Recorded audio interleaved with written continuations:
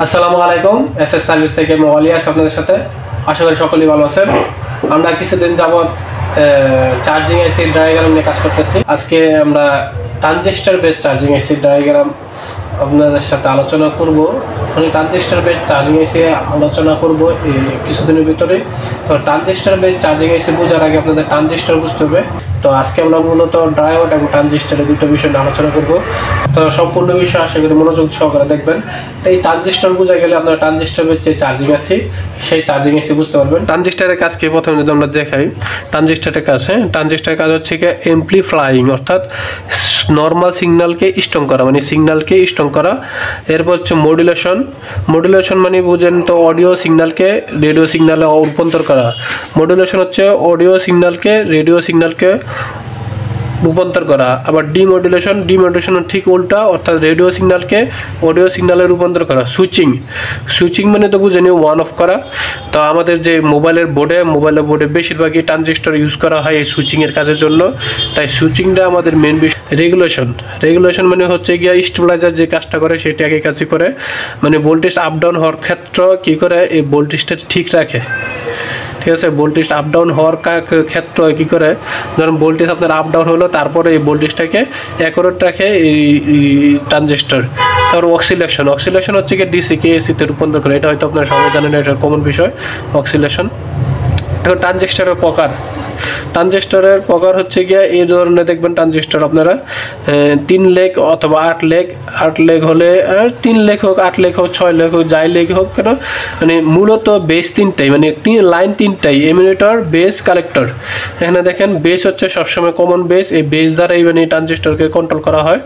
এখানে এই যে বেস দেখেন, এখানে 6টা 8টা লেগ হলো কেউ 6টাই কালেক্টর, আর একটা হচ্ছে বেস, একটা হচ্ছে ইমিটার। এখানে একটা হচ্ছে বেস, কালেক্টর, ইমিটার। ট্রানজিস্টর মূলত দুই প্রকার, পিএনপি এবং এনপিএন। আরও আছে টিপ, কেউ আবার পি টাইপ কয়, কেউ এন টাইপ কয়। ওই টাইপে গেলে আবার কোনো অনেক বিস্তারিত আলোচনা করতে হবে, মাথা আলোচনা হয়ে যাবে, বুঝতে কষ্ট হবে। তাই আমরা সংক্ষেপে যেভাবে বোঝা যায়, যেগুলো আমাদের মূলত মোবাইলে প্রয়োজন সেগুলো নিয়ে আলোচনা করব। মোবাইলের বাইরে গেলে আবার দেখা গেছে আরও অনেকটা ট্রানজিস্টর আছে, ওইগুলো নিয়ে আলোচনা করতে হবে, তখন এই বর্ণনা বিশাল আকার ধারণ করবে। তাই আমরা মূলত মোবাইলের যেসবগুলো ধারণাগুলো প্রয়োজন ওই ধারণাগুলো আপনাদের দেওয়ার চেষ্টা করব। তো ট্রানজিস্টর মূলত ডায়োডের সাহায্যে কাজ করে, তাই ট্রানজিস্টর বোঝার আগে ডায়োডটা বোঝার প্রয়োজন, খুবই প্রয়োজন। তো দেখেন একটা ট্রানজিস্টর মূলত ডায়োডের তৈরি, মানে ট্রানজিস্টরটা ডায়োড দিয়ে তৈরি হয়, তাই ডায়োড সম্পর্কে ধারণা থাকা প্রয়োজন। দেখেন ডায়োড হচ্ছে গিয়ে সবসময় এরকম এরো চিহ্ন থাকে, এটা হচ্ছে পজিটিভ সাইড, এটা হচ্ছে নেগেটিভ সাইড।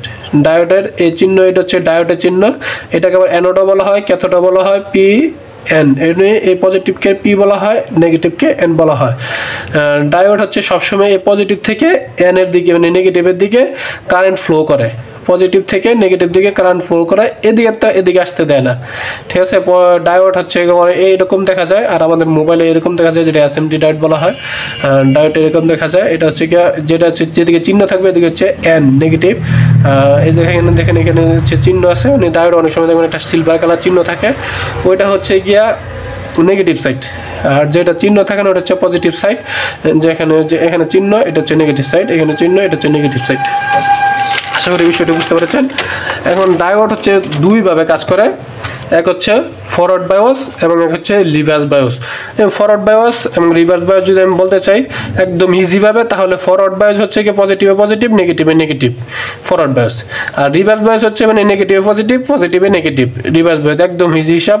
তাও আমি এখানে একটা চিত্র রেখে দিয়েছি। এখানে হচ্ছে ব্যাটারি, এটা হচ্ছে নেগেটিভ প্রান্ত, এটা হচ্ছে পজিটিভ প্রান্ত।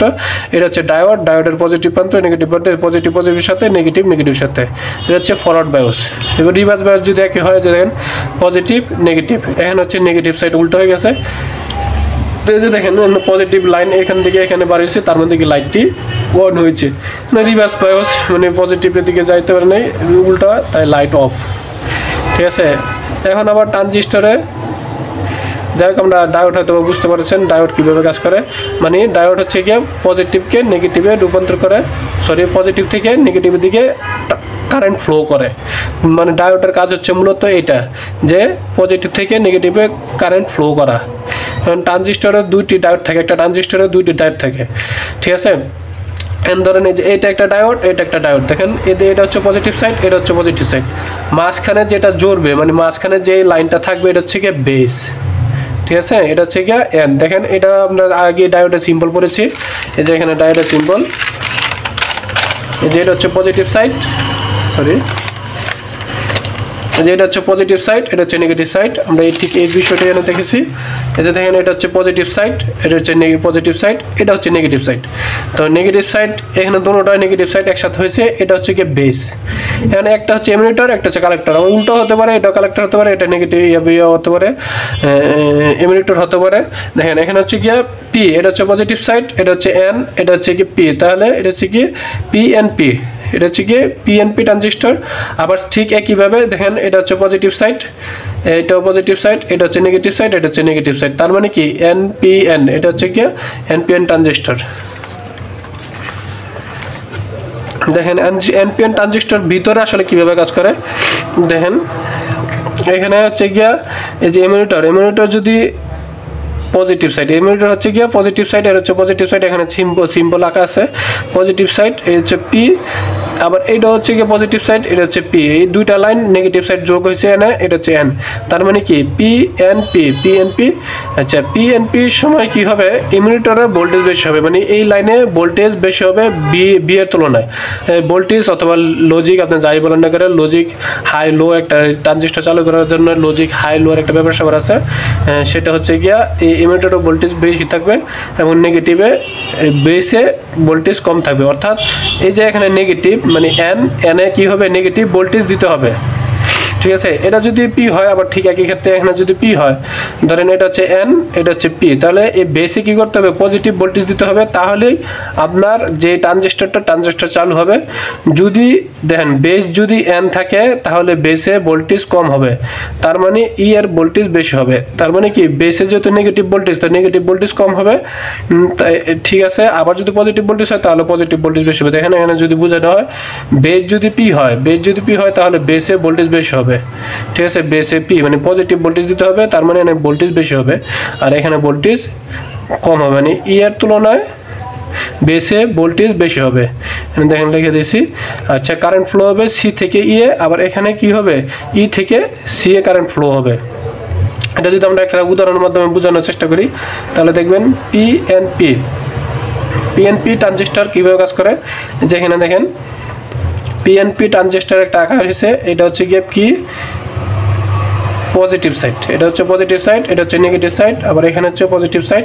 এখানে ডায়োডটা দেখা নেই, এই কি হচ্ছে কালেক্টর, এমিটারে ভোল্টেজ দেওয়া আছে, এখানে কি ভোল্টেজ দিছে কি পি, যেহেতু তাহলে এমিটারে ভোল্টেজ বেশি, দেখেন পিএনপি, এই যে দেখেন ই এ ভোল্টেজ বেশি থাকবে, মানে কি এখানে নেগেটিভ ভোল্টেজ দিতে হবে, নেগেটিভ ভোল্টেজ এই যে এখানে সি হচ্ছে কি নেগেটিভ গ্রাউন্ডের সাথে সংযুক্ত, তাহলে এই সি এর ভোল্টেজটা কি হচ্ছে বেসে দেওয়া হয়েছে, তাহলে কি হবে এই ভোল্টেজটাই এদিকে এসে এই ইমিটার থেকে এই সি এ ফ্লো হবে, মানে এই ভোল্টেজটি ইমিটার থেকে সি এ ভোল্টেজ ফ্লো হবে, আবার ঠিক একইভাবে এই বেসে আসবে।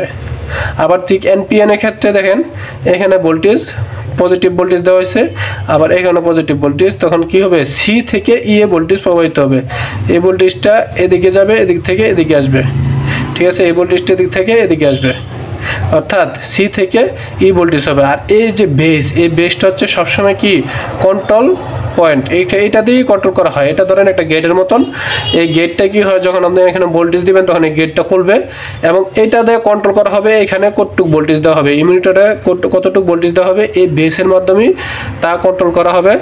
ধরেন ভোল্টেজ যদি বেশি প্রয়োজন হয় তখন এইখানে ভোল্টেজ, এইখান দিয়ে একটা আইসির কানেক্টর থাকবে যেটা কন্ট্রোল আইসি বলা হয়, যে কোনো আইসি হতে পারে, সিপিইউ হতে পারে, পাওয়ার আইসি হতে পারে, ঠিক আছে। এই কন্ট্রোল দিয়ে এটা বোঝানো হবে যে এইটাকে বেসটাকে কন্ট্রোল করা হবে, এই বেসে কন্ট্রোলের মাধ্যমে এখানে কতটুকু ভোল্টেজ প্রয়োজন সেটা দেখিয়ে দেওয়া হবে।